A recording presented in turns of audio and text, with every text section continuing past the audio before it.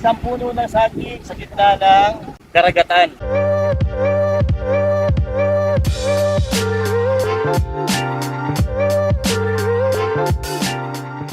Ito ang panlaban ng campsite na ito kasi may ilog siya. Ayan o. Ilog yan.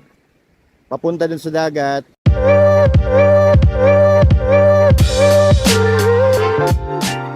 Hindi po pwede na hindi ko ma-experience yung alon dito eh. Tara, punta natin yung alon. I'm coming! Ay, ang sasaya ng mga bata, no? Samantalang ito, pasente-sente lang dyan sa tapat ng Pacific Ocean. Pero napaka-romantic dito, ho? Tingnan nyo naman. Kaya halina kayo, samahan nyo kami sa panibagong adventure ng Pinoy Outsider. Dito lang yan sa Mauban, Quezon. Tara, let's go!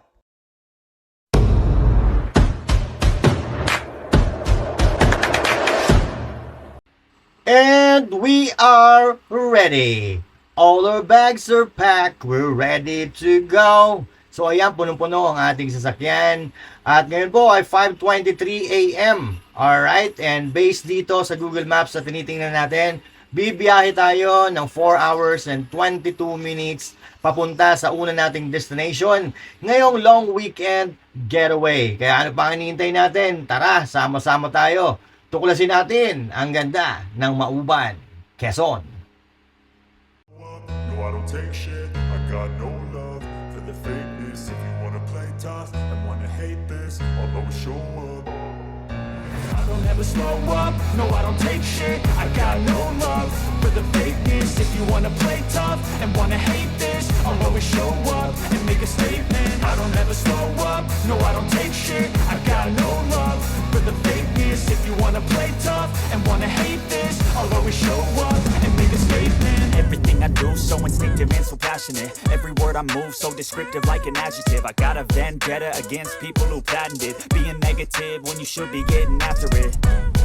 I got facts over tracks, this and that. Spitting slow, spitting fast. I could roast, I could gas. Think I'm okay at last, but I don't know if that can erase all the past. And the pettiness, a reflection of the emptiness. Hilarious, you think you're worth my time, you're delirious. Mysterious, because you hide behind a fake exterior. Inferior, you know I'll always be a bit superior. Get off of me, this ain't no humble brag. I want you to hear words you can Alright, say. so touchdown Mauban, Quezon. So nandito tayo sa palengke.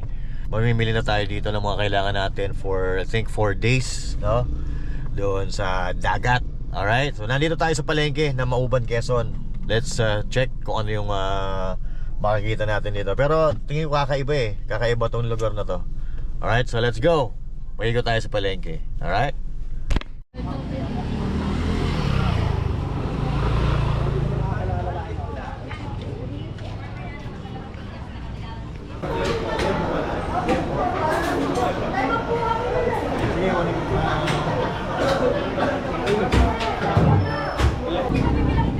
Dalawa lang?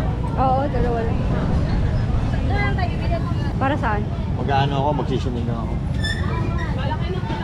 Oo. Ilan? Ano ba?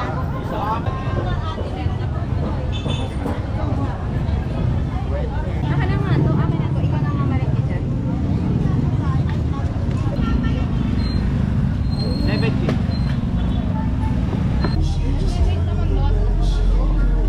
Ilan? At kilo kilo. Bakit ka na magsain ako? Kano kilo? Wala silang bahay. Tamis nga. Kano yan, te? Ako 130, dito po 50. Doon lang sa 50 pesos. Sa 50 pesos. Oo. Ilang po ba? Wala, isa lang.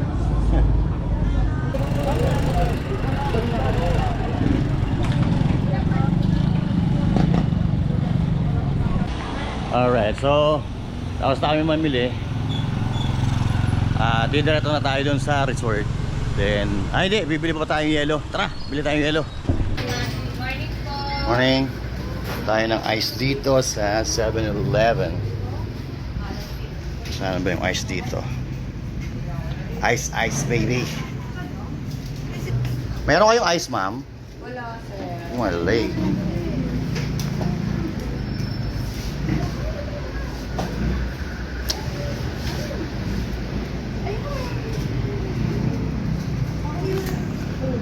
Play May ice. saksak ba dyan? Diyan sa harapan.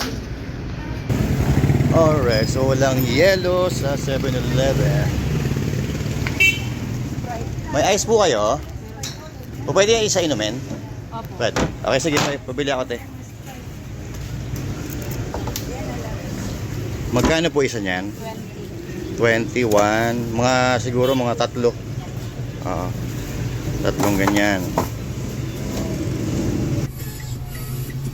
Alright, we got ice. Ice, ice, baby. Come on, let's go.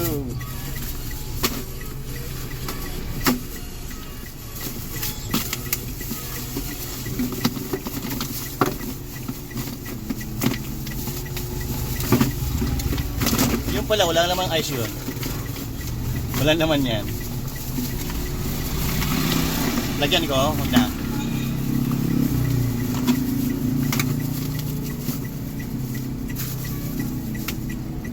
Yan lang natin.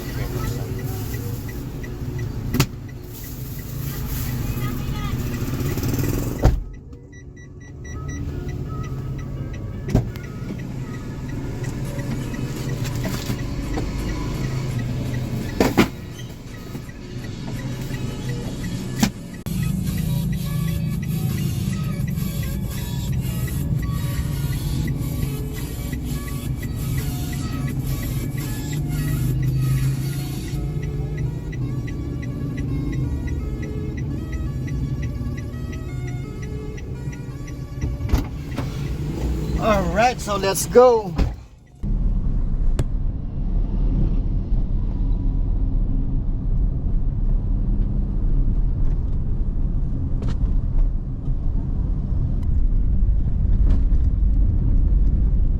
Wala naman pala yun.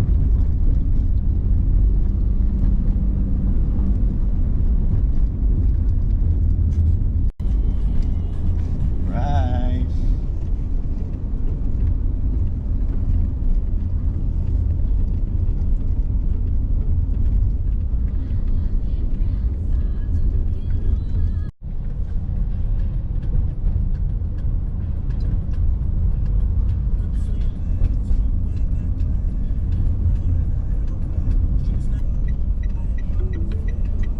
Your destination is on the right.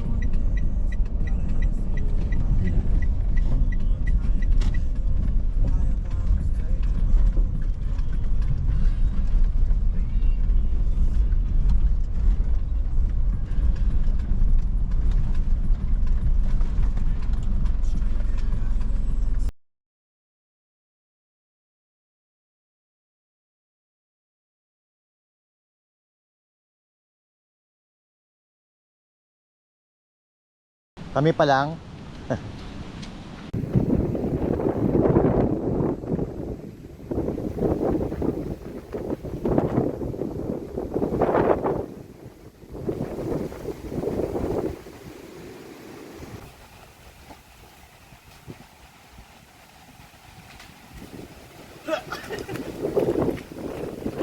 Alright, so at exactly 5 hours, nandito na tayo sa Mauban, Quezon. Ang pangalan ng resort na pinuntahan namin ay Naga Leisure Farm na matatagpuan yan sa Cagsiyay, Barangay Cagsiyay 2, Mauban, Quezon.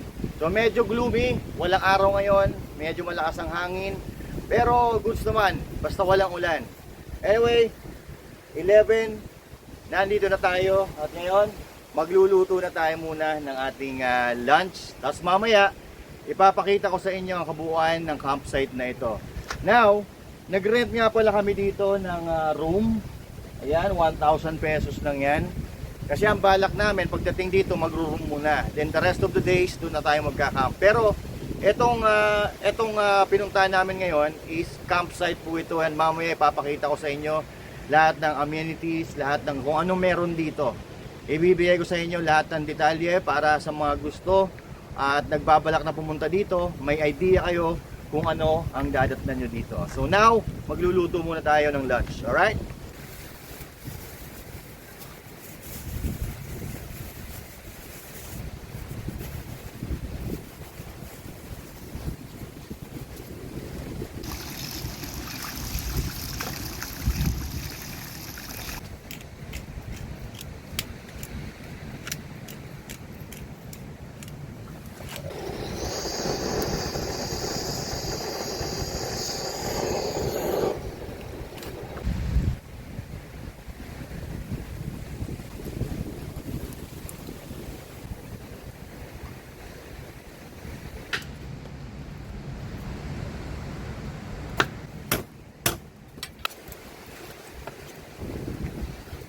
Sawan. Sausawan.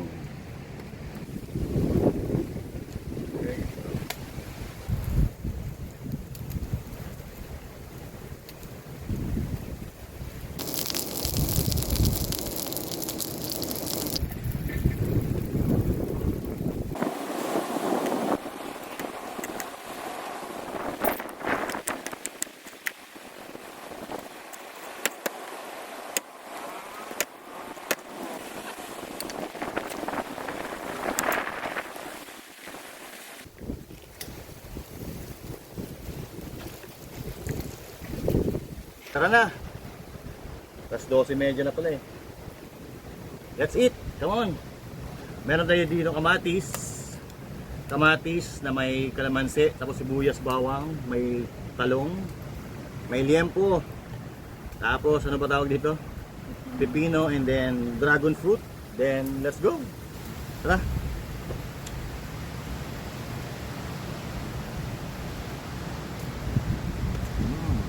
Sarap.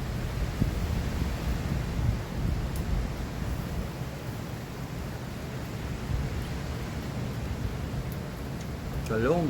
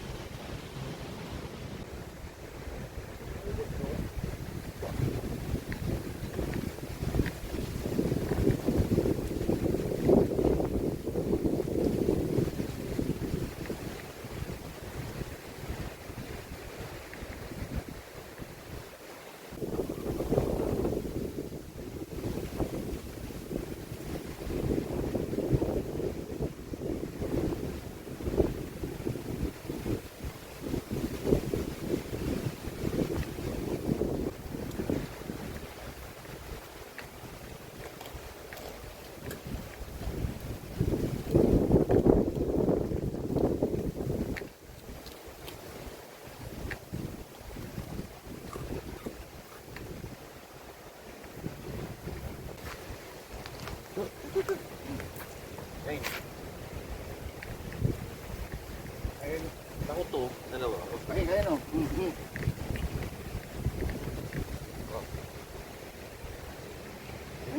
Takot ka doon? Pero, mag-awa yan. Oo. Takot? Takot dito sa malaki. Hindi naman kasi yan dapat nandiyan na malaki. Wala eh. Ito pagka kainan nandito na eh. Gusto ko na yan. Kasapong ko na sa basurahan. Sabi eh.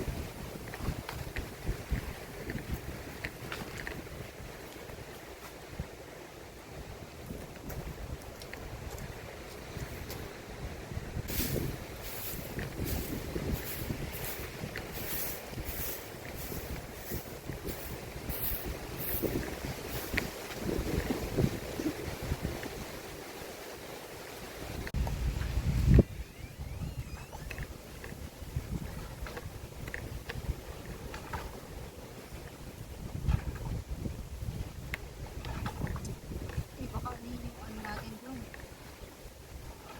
ano, ng aso. O, tama na yan. Ugasan mo na.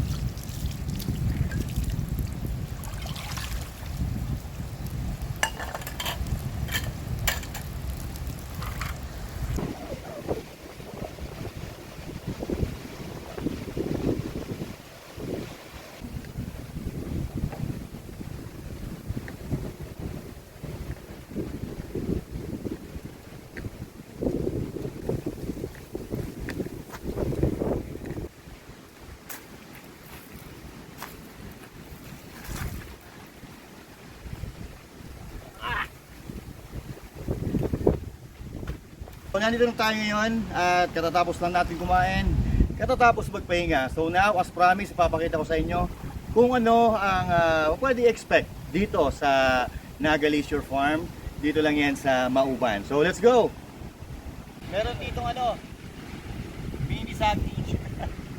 Nag-iisang puno ng saging sa gitna ng karagatan. Alright? So as you can see, ayan, yan po ay part na ng Pacific Ocean, no? Nandito tayo sa kabilang banda ng Quezon, which is Mauban. Nakaharap siya sa Pacific Ocean.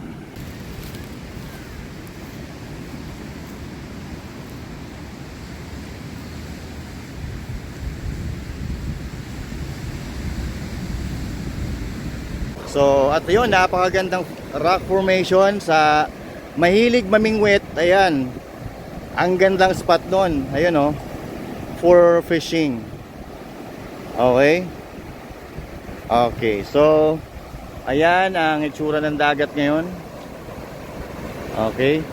So dito, medyo mabato, pero yung makikita nyo may simento na yon, medyo pino ang mga buhangin doon.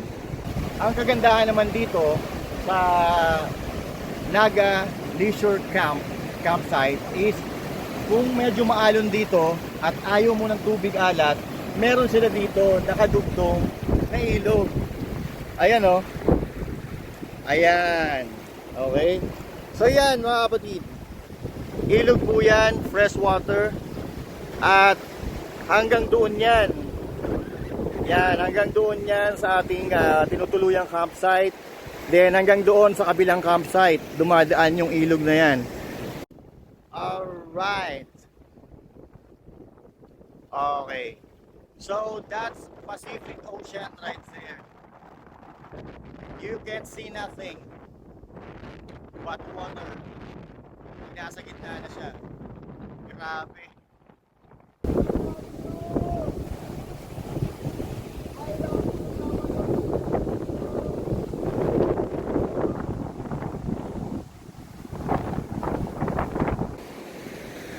But anyway, pupunta natin yan, ikutin natin. Pero hindi po pwede na hindi ko ma-experience yung alon dito eh. Tara, punta natin yung alon.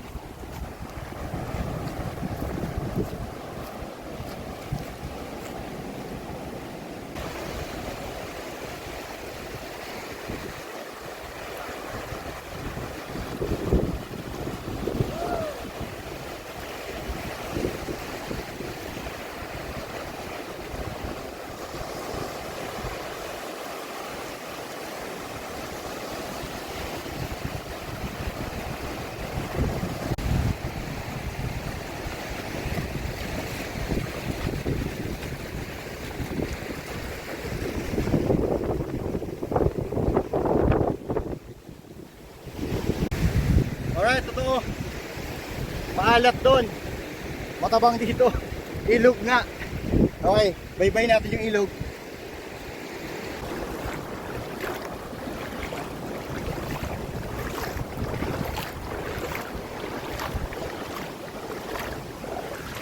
Woo! Ang lamig! Uy! Landslide! Oh, babe! I'm coming! Babe! Oh my God, it's broken.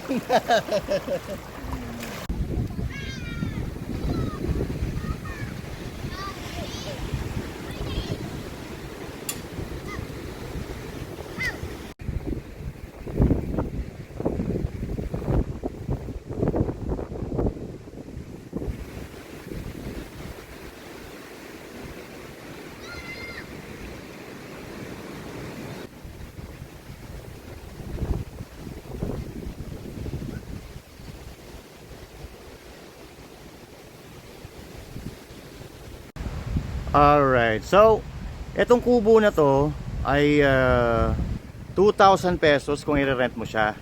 2 kwarto siya, good for 3 persons, bawat isang room. 2,000 pesos yan, buo. Pero kami, since 2 lang kami and isang room lang yung i-occupy namin, is 1,000 lang per night. Okay? So, at meron siyang lamesa. Yan. Tapos may, kung gusto mo mag-siesta sa tanghali, ayan, meron siyang katre dyan. Dito sa kabila meron din. Okay. Ipakita ko lang sa inyo yung tsura ng kwarto. Ayan. So, may pinto siyang maliit, access papuntang CR. Tapos ito yung main door. At meron siya ditong isang double deck. Okay? Diyan sa taas, isa. Tapos, pwedeng dalawa. Alright, so napakaganda sana ng lugar na ito. At tingnan nyo naman, pa-chill-chill lang tayo dito sa harap ng Pacific Ocean. At ito, kung nakikita nyo, yung sandbar na yan, na napakahaba, pwede dyan mag-pitch ng tent kung maayos ang panahon, kung maganda ang panahon. Medyo masama panahon ngayon, nakikita nyo naman, medyo maalon. Kaya ngayon, hindi talaga tayo pwede tayo ng tent dito. At ang tent pitching fee nga pala dito ay 200 pesos at may entrance sila na 50 pesos per pax. Okay. At ito na nga yung pinakahihintay at paborito kong pagkakataon. Yung uupo ka lang sa tabi ng dagat, panonoorin mo ang bawat hampas ng alon sa dalampasigan. Talagang nakakawala ng stress, nakakawala ng pagod, kaya ang sarap ng ganito. Alright, chill-chill lang habang pinagmamasdan ang paglubog ng araw.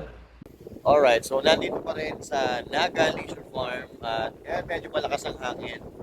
At kanina, may mga nag-day tour dito, nagsiuwian na. So, ngayon, solong-solo namin itong campsite, no? Solong-solo. Pero, bungas daw, puno ito. Nag-extend nga sana kami, kaya lang may mag-occupy daw nung room na ginagamit namin. So, bukas, alis na kami dito. Ibang resort naman, ibang campsite naman ang pupuntahan natin. At doon na tayo tent pitch talaga. Nandyan yung CR. Tapos yan yung room namin. Tapos yan, may mga ilaw naman. Ayan o. Maliwanag naman din eh.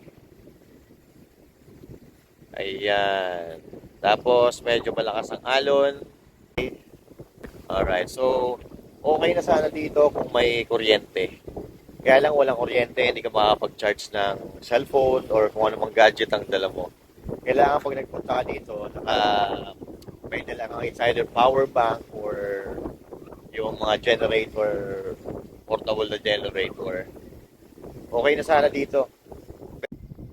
Anyway, tomorrow, bukas ay ibang campsite naman na pupuntahan natin. So, abangan nyo yan at magkasunod lang itong video na to na i-upload natin. Alright, and after doon sa pupuntahan natin bukas, kung kaya pa ng time, kung may time pa, mag-aanap pa tayo dito ng ibang campsite. Okay, para may idea kayo kung anong mga campsite ang nandito sa Mauban, Quezon. Alright?